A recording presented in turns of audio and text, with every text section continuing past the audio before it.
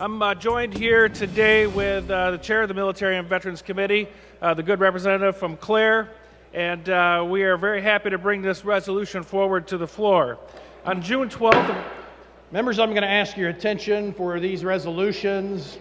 Those of us who are in committee know that some who are here to observe take these very seriously, so courtesy of your attention, please.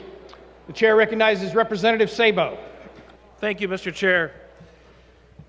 Mr. Speaker, on June 12, 1948, President Harry Truman signed into law the Women's Armed Services Integration Act, allowing women to serve as permanent regular members of the military.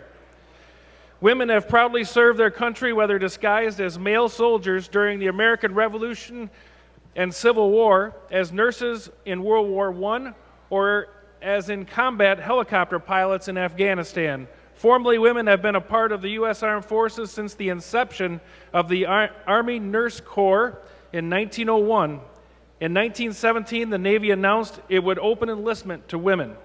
It was not until well after World War II that women who served in the military began to officially be recognized as veterans in the late 1970s and 1980s.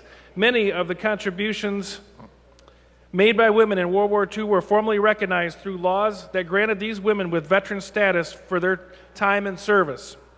This allowed women to take advantage of programs, opportunities, and benefits from the federal and state governments, the Department of Veterans Affairs, and other veteran service organizations.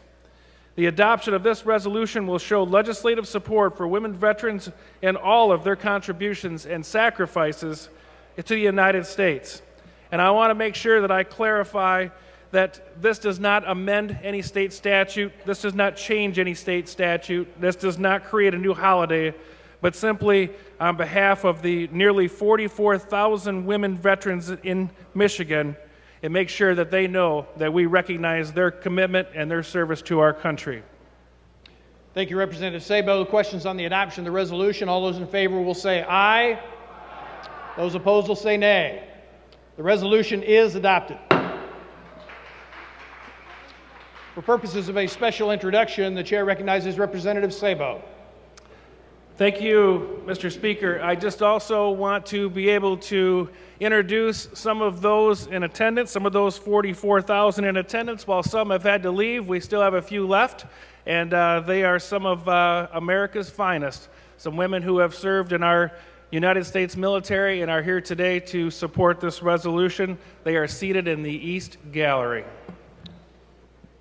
Would the special guests of all of us please stand and accept our thanks for your service to our country.